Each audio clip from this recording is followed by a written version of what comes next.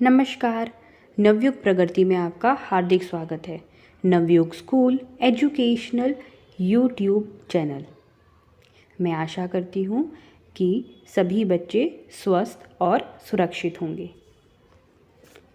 प्यारे बच्चों, आज हम कक्षा तीसरी के बच्चों के लिए हिंदी व्याकरण के विषय मुहावरे पर चर्चा करेंगे, जिसके उपरांत सभी बच्चे विभिन्न मुहावरों का वास्तविक अर्थ बता सकेंगे और वाक्यों में मुहावरों का प्रयोग कर सकेंगे।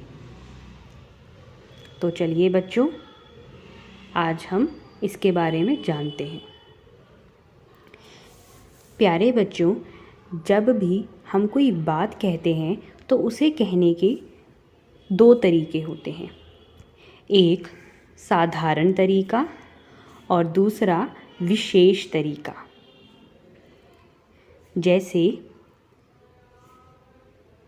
यहाँ हमें एक बंदर और रसगुल्ले दिख रहे हैं, और इस बात को अगर हम साधारण तरीके में कहें तो हम कहेंगे रसगुल्ले देखकर बंदर को लालच आ गया। और अगर हम इसी को विशेष तरीके से कहेंगे तो कुछ ऐसा होगा, रसगुल्ले देखकर बंदर के मुंह में पानी आ गया। चलिए अब हम एक और उदाहरण देखते हैं। यहाँ पर एक खरगोश रो रहा है, तो साधारण भाषा में हम उसे क्या कहेंगे?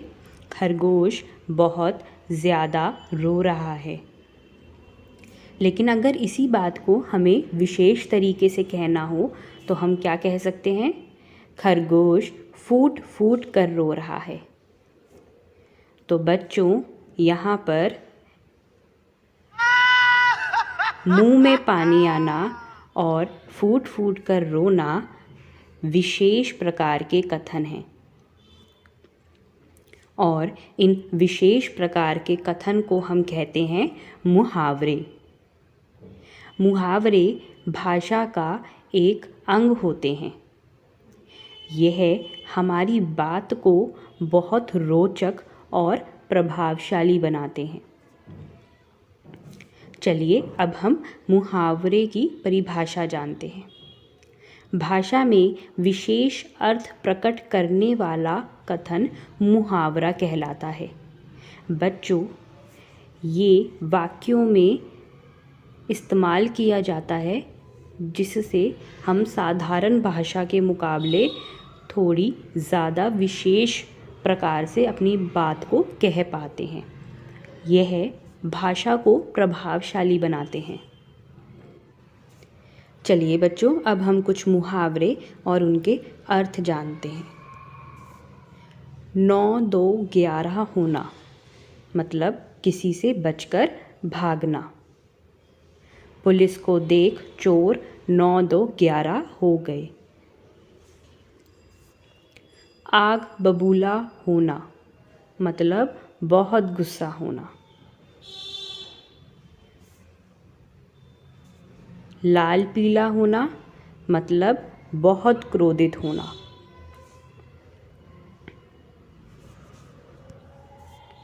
पेट में चूहे कूदना, इसका मतलब होता है बहुत भूख लगना।